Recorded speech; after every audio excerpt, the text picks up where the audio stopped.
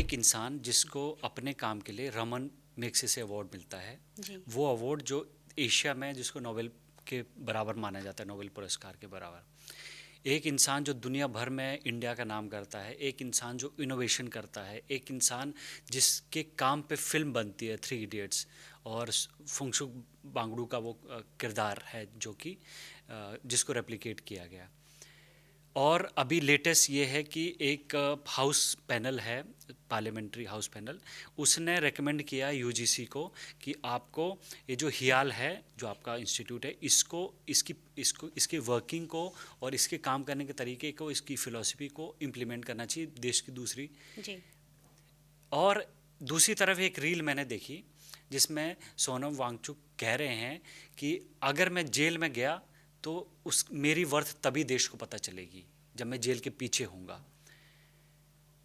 क्या आपको लगता है 3 महीने होने को है, आप देश भर में घूमती भी हैं, जेल भी जाती हैं उनसे मिलने, क्या आपको लगता है कि देश भर में वो रिस्पॉन्स है जो कि होना चाहिए ऐसे इंसान के जेल जाने के बाद, और वो भी उस एक्ट के लिए जो कि बहुत ही खूंखार अपराधियों के अगेंस्ट लगाया जाता है?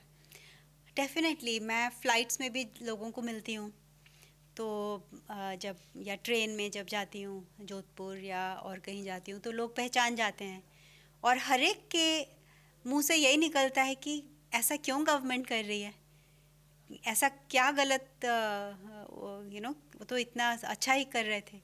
तो कोई आज तक नहीं मुझे ऐसे मिला जिसको लगता हो कि सोनम एंटी नेशनल एक्टिविटीज़ की वजह से और उनको ये किया गया है। तो हर एक को ये पता है पूरे भारत में, और हमें ये सपोर्ट हर एंगल से मिल रहा है, चाहे वो लॉयर्स हों यहाँ पर, चाहे इवन जोधपुर में ही जेल में हैं लोग। मतलब सब अपने शायद उनको ऑर्डर्स आते हैं तो वो करते हैं जो भी करते हैं, पर अंदर अगर हर एक को पता है कि सोनम बिल्कुल कुछ एंटी नेशनल उन्होंने काम नहीं किया है। एंड ऑन द कॉन्ट्ररी आपने कुछ बताया रमन मैग्सेसे वगैरह, तो वो तो हाँ बहुत सारे हैं, वो तो काफ़ी लंबी लिस्ट है अवार्ड्स की। लेकिन इसी गवर्नमेंट ने पहले, जैसे 2-3 साल पहले आज़ादी का अमृत महोत्सव में सोनम को एक पोस्टर बॉय बनाया था। महाराष्ट्र गवर्नमेंट ने जो कि बीजेपी की सरकार थी, उन्होंने मुझे और सोनम को एज कंसल्टेंट अपॉइंट किया था, एडवाइज़र। सिमिलरली जो energy, ministry of energy minister थे आर.के. सिंह जी, उन्होंने हमें फर्स्ट प्राइज़ दिया था इको रिस्पॉन्सिव आर्किटेक्चर का।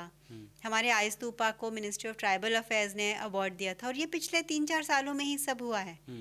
तो एक तरफ से इतना अच्छा काम जो हर एक को दिखाई दे रहा है, तो वो उनको भी एक्नॉलेज होता है, पर साइड बाय साइड ये आर्म ट्विस्टिंग भी चल रही थी, अंडर द कवर।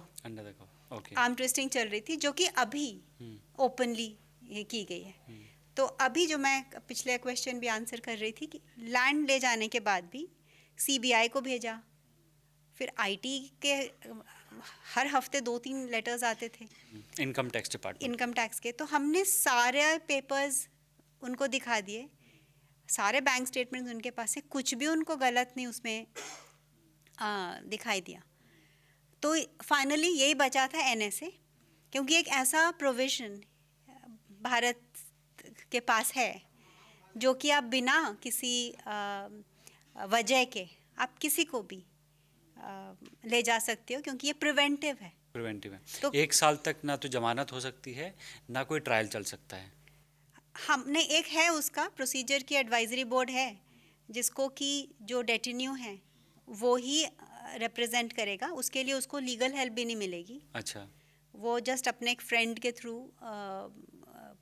कुछ भी हेल्प ले सकता है। उन्होंने मुझे फ्रेंड नियुक्त किया था, लेकिन जो भी मैंने बना के दिया रिप्लाई, और तो एक तरफ वो अपना रिप्लाई लिख रहे थे, एक तरफ मैं लिख रही थी, तो मैंने भेजा जेल में उनको देने के लिए, तो वो उनको दिया नहीं गया।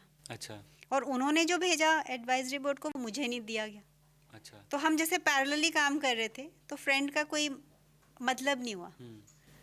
और बहुत सारे और भी प्रोसीजरल लैप्सेस इसमें रहे हैं।